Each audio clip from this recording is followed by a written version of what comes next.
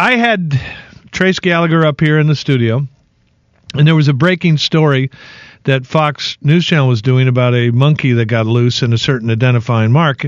And I was tired of this conversation with Trace and wanted to move on to the subject we were going to talk about here on the radio, which was Eric Holder's comment about the nation of cowards. John's like, I can't even say it on the radio, for crying out loud. Bright blue scrotum, a monkey on the loose. We're talking about Eric Holder today on the radio and his comment that this is a nation of cowards. Nation of cowards. Mm-hmm. So I was changing the subject. Well, somebody got hold of that tape, and this is what it sounded like when it got posted on the internet. John's like, I can't even say it on the radio, for crying out loud. Bright blue scrotum, a monkey on the loose. We're talking about Eric Holder today on the radio and his bright blue scrotum. Now, you heard the original the first time. I did not say that. They edited Trace's words onto mine. This was for the purpose of getting me fired. This was for the purpose of getting me banned from the air forever. If I was talking about the first African-American attorney general of this country, and I was making him into some kind of animal with a very distinctive physical feature, you would have been fired. I absolutely would have been fired. And it is punishment for talking about this subject. People don't like what I have to say about it, and so, they come after you hook and tong. So that thing got posted on Arianna Huffington's Huffington Post. The fake quote got posted there, went worldwide.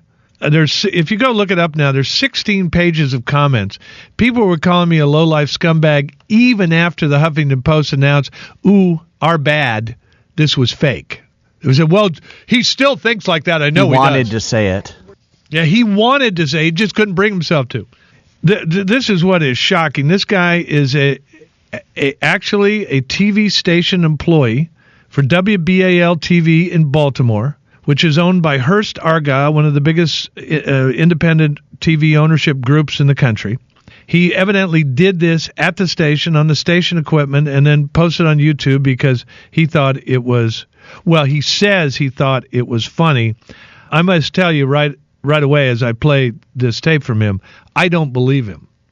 I believe that he was going after me for the reasons I've laid out. I'm not supposed to talk about things, and when I do, it makes me a target. His name is John Sanders from WBAL TV in Baltimore.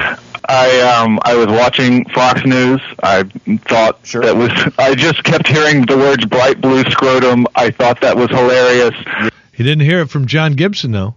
I didn't say those words. I couldn't believe it was being. Yeah, I couldn't believe it was being said on a cable news network, and I did. I just recorded it, and I thought it was. I heard the very end of it, and I thought, wow, that little bit could go there, and it would sound funny as long as I disclosed that he had not actually said it that way, which I did do on the video. I put the annotation. The minute it went up, there was an annotation there right on top of it that said he didn't actually say that. And I don't believe that either. I mean, there was an annotation on some copies. That is, when you clicked on it, a little bit of text comes up saying John Gibson didn't really say this. That would be silly.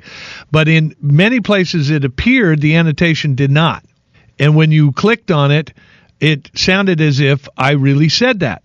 There's 16 pages on the Huffington Post of people saying I should be fired, I should be shot, I should be dragged through the streets, I should be tarred and feathered, who didn't see an annotation or didn't care.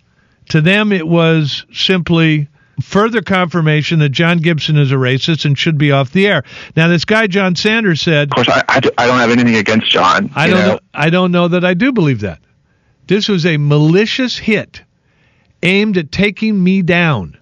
If John Gibson says that, with all the misinterpretation and quote cropping and all of things I have said, and willful misunderstanding what I've said, no effort made at all to understand what I was talking about, just quote him out of context and condemn him.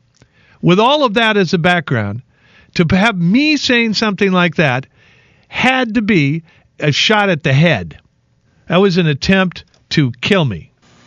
I just wanted to share that with a few friends, and did not intend for it to become what it did become. And I think that to the extent that it became political, I would like to think that was done by that others made it political and not me. That I was just sharing what I saw and what I thought was funny. I don't believe him.